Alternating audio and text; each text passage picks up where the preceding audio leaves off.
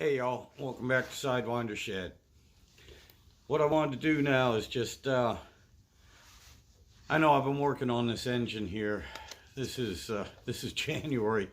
I've been working on this damn engine since June, and a lot of things have changed. I originally got this engine as junkyard engine, and my original plan was just to drop it in my truck because it was supposed to be a running engine. I was just going to drop it in my pickup truck and then take the engine that's in that truck and take my time and rebuild it. Things happen, and if you watch the whole series of videos on this engine, you can see how it evolved. But anyway, what I'd like to do is just go through some photographs that I have, kind of like make a little slideshow here now, interspersed with maybe a couple of short videos, but and just kind of show the progress from the beginning to currently. So bear with me, guys, and we'll just see how this thing has changed and progressed. My God, over the last 7-8 months. Alrighty, let's get started. Alright, so originally I intended on putting this engine in this truck, just dropping it in, pulling the old engine out. But because of the fact that water got in the top of the engine, and this is what I had to work with, these heads here, I had to pull the heads off and recondition the engine before I dropped it in. Now this is going to happen when you get a junkyard engine or a used engine of any type. You can't tell what kind of condition that the engine's going to be in internally. So it's made me have to rethink what I wanted to do with this engine.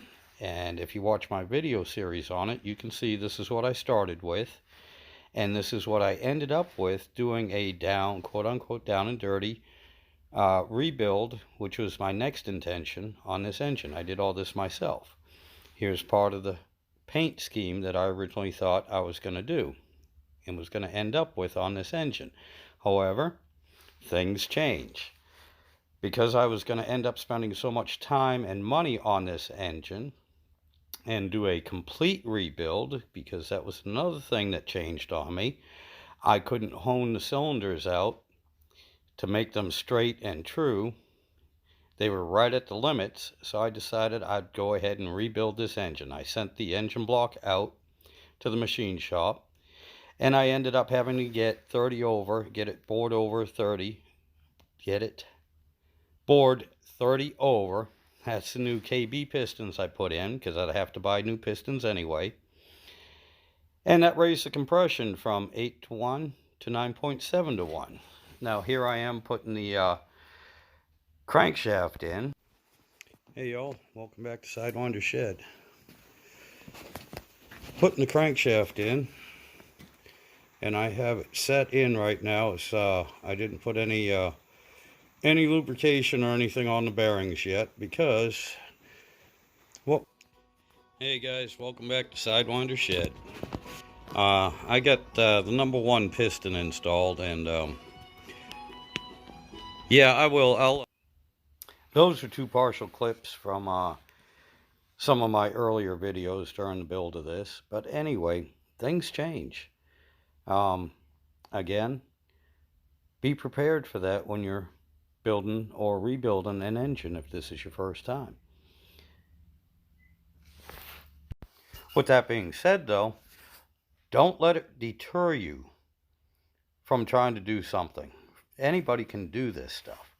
And as you can see here, I've gone through multiple changes of mine between just what I like, what I didn't like,